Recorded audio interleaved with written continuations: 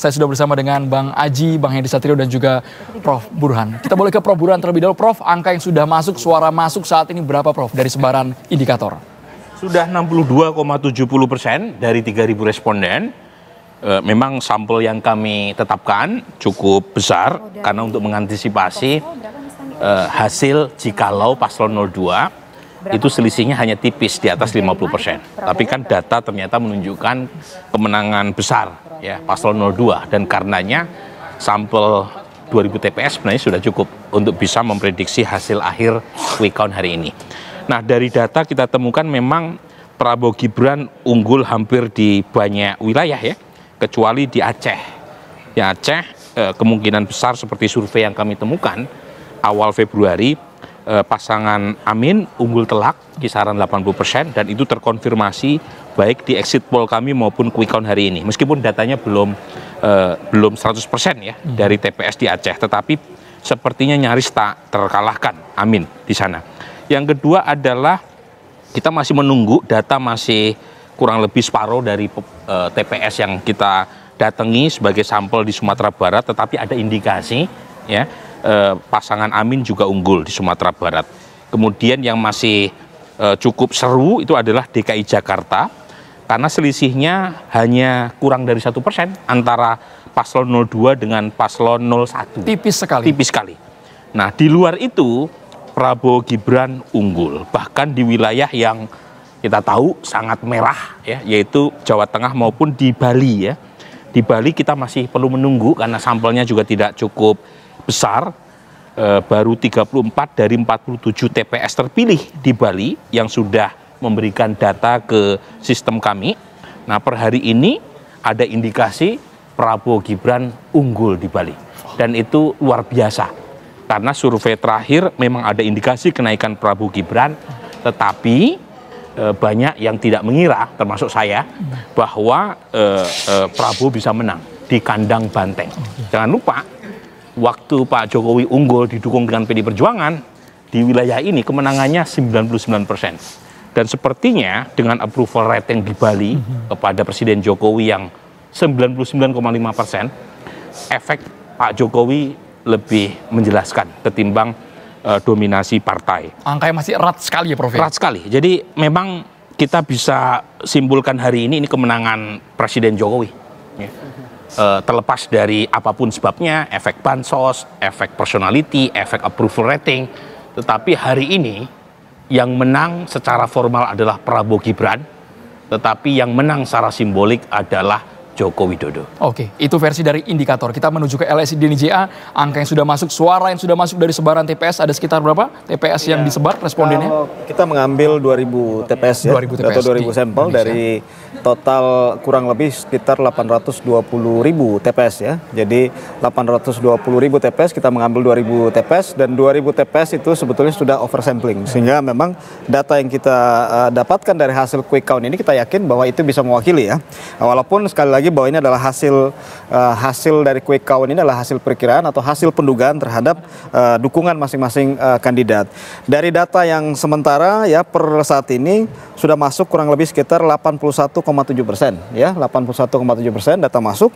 Dan dari 81,7% kita melihat bahwa datanya sudah stabil ya, trennya tidak banyak berubah ya, dinamika perubahan antara kandidat juga tidak banyak mengalami perubahan ya di antara ketiga pasangan calon.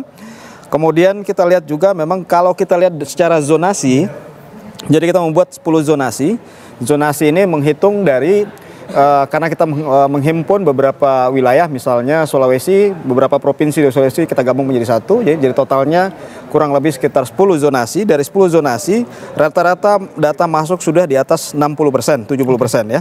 Bahkan tadi yang saya sampaikan di awal bahwa provinsi-provinsi besar menjadi battleground dengan populasi yang besar, misalnya Jawa Tengah, Jawa Timur ya. Jawa Tengah misalnya di data kita sudah masuk hampir 88% ya. Jawa Barat juga sudah 88%, Jawa Timur 85% ya. DKI Jakarta sudah mencapai 80%. Jadi data kita memang sudah cukup secara firm, cukup konklusif untuk kita bisa menyimpulkan ya, karena datanya sudah sangat stabil dengan data masuk yang cukup besar ya. Bahkan tadi saya tambahkan ke Mas Burhan ya, kita lihat ada beberapa perubahan di kandang banteng ya dari pemilu kali ini, misalnya Bali ya, karena data masuk kita mencapai 93% ya. Di sana posisinya Prabowo Gibran unggul ya, 53 ya. 53,93% di Bali dibanding Ganjar Mahfud di angka 41% ya, dengan batas MOE untuk kita di Bali kurang lebih 4% ya, 4,3%. Karena ketika kita turunkan menjadi di provinsi memang MOE-nya pasti berubah ya. Kalau kita hitung dengan MOE 4,3%, maka memang Prabowo Gibran masih tetap unggul di Bali ya. Jawa Tengah apalagi ya, karena ini sudah terdeteksi dari survei terakhir menunjukkan bahwa Prabowo Gibran juga sudah menyalip pasangan Ganjar Mahfud di Jawa Tengah.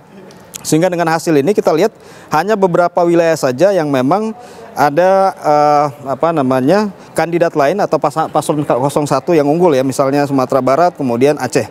Jadi data ini cukup konklusif, sehingga sekali lagi bahwa ya walaupun kita menunggu hasil KPU, secara firm kami mengatakan bahwa Pilpres 2024 versi quick count ya, ini dimenangkan oleh pasangan Prabowo Gibran ya, dengan angka dukungan nanti kita lihat range terakhirnya, tapi dugaan kita di angka 57 mungkin maksimal 59% ya perolehan dukungannya. Kemudian disusul pasangan Anies ya di angka kurang lebih sekitar 23-24%, dan terakhir pasangan Ganjar Mahfud mungkin di angka 16-17%. Angka ini masih terus bergerak dari lingkaran survei betul. Indonesia Tapi DNIJA. kami melihat bahwa memang bukan hanya faktor Jokowi ya, kemenangan pasangan 02, walaupun faktor itu adalah faktor yang paling besar kalau kita ukur ya, karena kita lihat dari sisi persebaran dukungan, kemudian kita melihat efek mereka yang puas terhadap Pak Jokowi juga mayoritas lari ke pasangan 02. Tapi memang ada faktor lain, yaitu faktor yang kita sebut sebagai positioning ya, pasangan 02 yang sejak awal kita melihat bahwa mereka cukup baik mengambil posisi dalam image ke pemilih ya. Mulai ketika masuk kabinet ya, tema-tema rekonsiliasi, kemudian tema persatuan itu menjadi kuat digaungkan oleh dia. Baik, saya pikir itulah salah satu. Bung Hendy Satrio dulu. Bagaimana angka terakhir yang suara masuk sudah berapa sejauh ini, Bung Hendy Satrio? Ya, kalau kedai kopi memang suara masuknya sebentar tuh. Ini belum berubah juga, tapi memang sudah lebih dari 70% juga. Dan nampaknya juga memang sulit bergerak lagi. Jadi antara kalau Mas Anies mungkin 23-24, Pak Prabowo ada di angka 58-59, sementara Mas Ganjar mungkin ada di angka 16-17% ya. Nah ini memang sudah 74% kami masuknya, 72,9% di sana, tapi di kami sudah 75%. Dan nampaknya memang di angka segitulah. Pak Prabowo, Gibran akan nunggu 58-59. Tapi memang kemenangan 02 ini harus saya katakan memang Jokowi faktor utamanya adalah. Jadi ya terlepas yang lain ada bansos, ada PJ kepala daerah, aparat dan lain-lain ya yang bisa saja kemudian kita jadikan alasan kenapa kemudian unggul.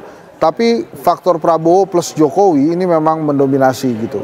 Jadi orang yang melihatnya 02 ini ya Jokowi, kemudian plus Pak Prabowo. Sementara memang Ganjar tanpa Jokowi dan Anies tanpa Jokowi. Nah pergerakan ini. Nah tadi sebelum kita jeda kan menarik juga. Kita bahas tentang PSI. Kenapa kemudian PSI gagal mengikuti Gibran gitu ya. Artinya kenapa efek Jokowi ini tidak masuk ke PSI gitu. Kalau menurut saya memang agak terlambat. Karena pertarungan antara partai politik ini berbeda. Saya berkali-kali mengatakan ke teman-teman PSI bahwa setiap parpol itu sebetulnya punya sayap organisasi yang juga menyasar anak muda. Jadi pada saat PSI hadir, itu sebetulnya tidak membuat perbedaan yang signifikan karena setiap partai politik itu punya sayap organisasi untuk menyasar anak muda. Dan Mas Kaisang itu terlambat masuknya, sehingga memang sudah terlalu mencengkram partai-partai politik ini ke anak-anak muda yang memang menjadi basis suaranya